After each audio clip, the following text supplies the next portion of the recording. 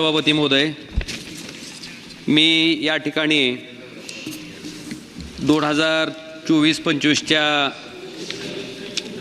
रेल्वेच्या अनुदानाच्या मागण्यावर चर्चा करण्यासाठी या ठिकाणी उभा आहे। सभापती महोदय, सोलापूर, तुळजापूर, धाराशिव ह्या रेल्वे मार्गाची घोषणा साधारणतः 2014 मध्ये त्या ठिकाणी करण्यात आली। 2014 पासून आता जवळपास 10 वर्ष ह्या रेल्वे मार्गाची घोषणा होऊन पूर्ण होत आलेत, पण म्हणावी तशी गती या रेल्वे मार्गाच्या बाबतीत त्या ठिकाणी दिसून येत नाही। महाराष्ट्रातील 3.5 शक्तिपीठापैकी एक असलेलं आई तुळजाभवानीचं क्षेत्र ह्या रेल्वे मार्गामुळे त्या ठिकाणी जोडलं जाणार आहे। मला रेल्वे मंत्री महोदयांना सुद्धा विनंती करायची आहे की आपल्या रेल्वे विभागाच्या कुठल्याही कामाचं टेंडर जोपर्यंत 80% जमिनीचं भूसंपादन होत नाही तोपर्यंत आपण कुठल्याही रेल्वेच्या कामाचं टेंडर त्या ठिकाणी फ्लॅश करत नाहीत किंवा काढत नाहीत।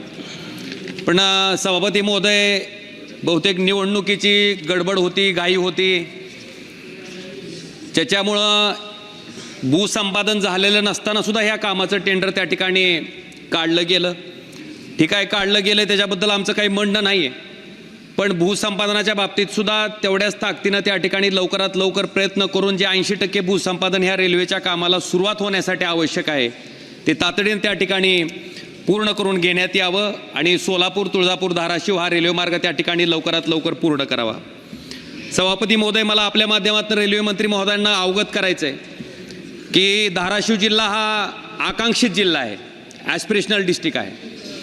ह्या ठिकाणी हा रेल्वे मार्ग ज्यावेळेस घोषित झाला त्यावेळेस ह्याच्यासाठी आवश्यक असणारी भूसंपादनाची जी कारवाई आहे ती थेट वाटाघाटीच्या माध्यमातून, थेट खरेदीच्या माध्यमातून त्या ठिकाणी होणार होती। महाराष्ट्रातील आपण जर बघितलं असेल तर पुणे मिरज असेल, बारामती फलटण लोणंद असेल, वडासा गडचिरोली असेल, ह्या तिन्ही मार्गासाठी जी भूसंपादनाची प्रक्रिया त्या ठिकाणी पार पाडली गेली ती थेट खरेदीच्या माध्यमातून त्या ठिकाणी पार पाडली गेली। हा सुद्धा मार्ग त्या ठिकाणी थेट खरेदीच्या माध्यमातूनच पार पाडला जाणार होता, पण नेमकं कुठं माशी शिंकली माहीत नाही, पण थेट खरेदीचं डायरेक्ट कंपल्सरी ॲक्विजिशनवर आपण आलो। त्या ठिकाणी आपल्या माध्यमातून सन्माननीय रेल्वे मंत्री महोदयांना मला विनंती करायची आहे की महाराष्ट्रातील सगळ्यात जास्त शेतकऱ्याच्या आत्महत्या होणारा हा जिल्हा आहे। शेतकरी आधीच त्रस्त आहे आणि त्या शेतकऱ्याची आयुष्यभराची कमाई म्हणजे ती जमीन असते आणि त्या जमिनीचं संपादन होत असताना थेट खरेदीच्या माध्यमातून त्या ठिकाणी जर हे संपादन झालं तर शेतकऱ्याला जवळपास 5 पटीनं त्याच्या जमिनीचा मोबदला त्या ठिकाणी मिळतो।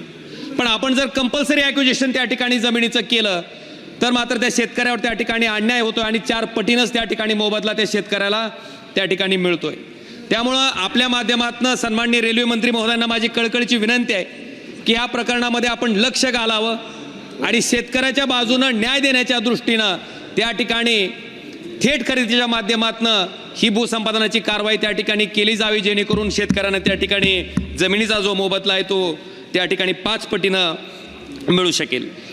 सभापती महोदय, आपण बघितलं असेल की आपण आता वंदे भारत चालू केले, बुलेट ट्रेनच्या बाबतीत सुद्धा मोठ्या प्रमाणात आपली जलद गतीनं हालचाल त्या ठिकाणी होते, त्याच्याबद्दल आम्हाला काही वाईट वाटायचं कारण नाही।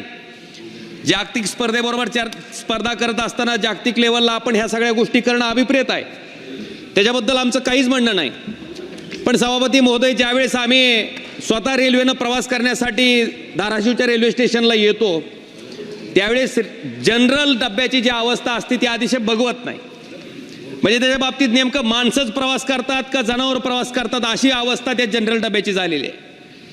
महात्मा गांधीजींनी सांगितलं की खरा ग्रामीण भारत हा गावात राहतो, त्या सामान्य माणसाचा विचार करून देश चालवणं आपण अपेक्षित आहे।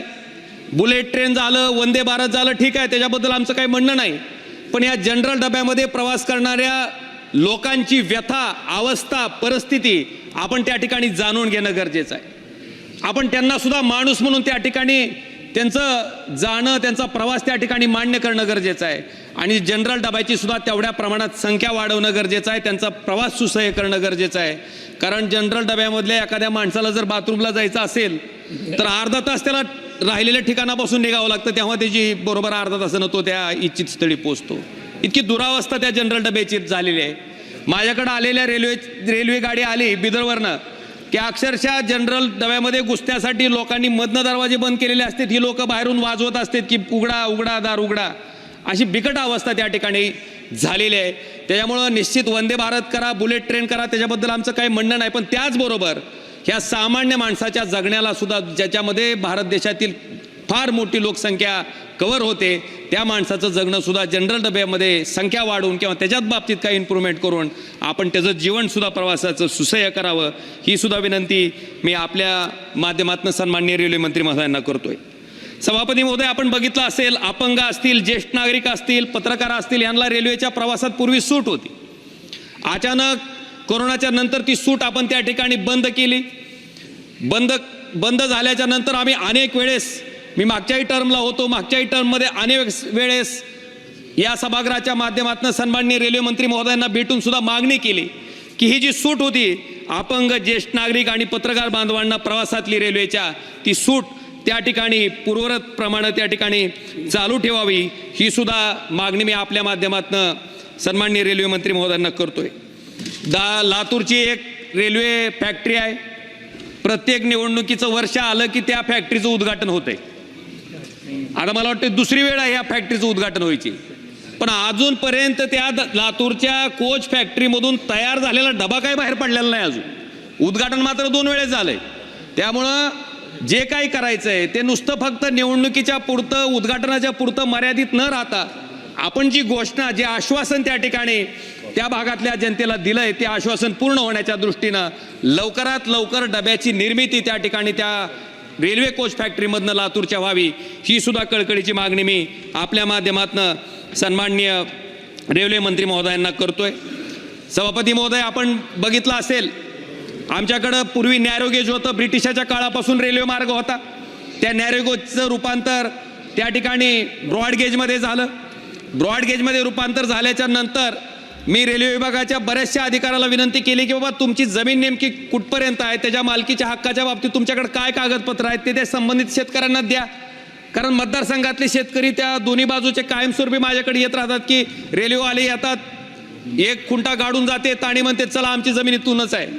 तर सन्माननीय रेल्वे मंत्री महोदयांना माझी विनंती आहे की नेमके त्या बॉर्डर कुठं आहेत, रेल्वेच्या मालकीच्या संदर्भात काय कागदपत्र रेल्वेकडे आहेत ते रेल्वे विभागाला द्यायला लावून त्यासुद्धा शेतकऱ्याच्या बाबतीत आपण सहानुभूतीपूर्वक विचार करून त्यांच्या जमिनीच्या सुद्धा रेखा ज्या आहेत त्या ठरवून त्या ठिकाणी देणं गरजेचं आहे. संपवतो सभापती महोदय, प्लीज वाइंड अप. संपवतो सभापती महोदय. आपण रेल्वे फाटकाच्या होणाऱ्या दुर्घटनेवर लक्ष केंद्रित करून आपण खालच्या म्हणजे RUB तयार केलेत, ROB तयार केलेत, म्हणजे अंडरग्राऊंड ब्रिजेस केलेत, ओव्हर ब्रिजेस केलेत.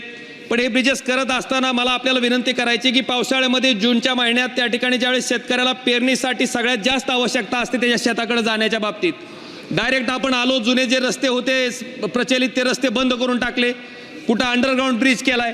पण सभापती महोदय, त्या ठिकाणी जो RUB आहे त्याच्यामध्ये पावसाचं पाणी साचल्यामुळं त्या ठिकाणी शेतकऱ्याला एका भागातनं दुसऱ्या भागात त्या ठिकाणी जायला अडचणी येतात. जे रस्ते केले जातात ते सुद्धा अतिशय खराब दर्जाचे असतात.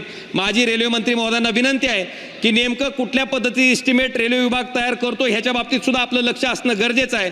कारण रस्त्याचा दर्जा हा अतिशय हीन पद्धतीचा आहे, खराब आहे. माझी विनंती आहे आपल्या माध्यमातून की त्याच्या बाबतीत सुद्धा थोडंसं लक्ष रेल्वे मंत्री महोदयांनी त्या कामाकडे द्यावं. मी एक शेवटची मागणी फक्त करतो आणि या ठिकाणी माझं भाषण संपणार आहे. सभापती महोदय, त्या ठिकाणी आपण जर बघितलं असेल तर मी अनेक वर्षापासून मुंबईची गाडी आहे, लातूर मुंबई गाडी, ह्या गाडीला त्या ठिकाणी कळंब रोड स्टेशनला त्या ठिकाणी स्टॉपेज आम्ही मागतोय. त्याचबरोबर पनवेल नांदेडची गाडी आहे, ह्या गाडीसाठी डोकी रोड स्टेशनला त्या ठिकाणी स्टॉपेजची मागणी करतोय. कळंब रोड स्टेशन तर ब्रिटिशाच्या काळापासूनचं असलेलं स्टेशन आहे, रेल्वेची जमीन आहे तिथं. तर माझी विनंती आहे की या दोन्ही स्टॉपेजच्या मागणीकडे आपण गांभीर्यानं लक्ष घालून त्या ठिकाणी हे दोन्ही स्टॉपेज त्या ठिकाणी रेल्वेचे मंजूर करावे, ही कळकळीची विनंती करतो. आणि शेवटचा एकच मुद्दा आहे सभापती महोदय, रॅक पॉईंट आहे माझ्याकडं माझ्या जिल्ह्यासाठी, पण रॅक पॉईंटला आवश्यक असताना जे शेड आहे ते शेड त्या ठिकाणी मात्र अद्यापपर्यंत तयार नाही. त्यामुळं ज्यावेळेस खतं येतात त्या ठिकाणी अन्नधान्य येत आहे त्यावेळेस ते पूर्णतः भिजलं जात आहे, त्याचं नुकसान होत आहे. तर आपल्या माध्यमातून विनंती आहे की रॅक पॉईंटला आवश्यक असणारं शेडची सुद्धा तरतूद सन्माननीय रेल्वे मंत्री महोदयांनी त्या ठिकाणी करावी, ही कळकळीची विनंती करतो. आणि सभापती महोदय, आपण मला वेळ दिलात आणि त्या ठिकाणी मला बोलता आलं त्याच्याबद्दल आपलेही Thank you, आभार thank you. व्यक्त करतो. पण या सगळ्या Mr. मागणीकडे M.K. सन्माननीय राघवन, रेल्वे मंत्र्यांनी Honorable member सहानुभूतीपूर्वक M.K. विचार राघवन. करून तातडीने त्या पूर्ण कराव्या अशी कळकळीची विनंती मी आपल्या माध्यमातून सन्माननीय रेल्वे मंत्री महोदयांना करतो. धन्यवाद.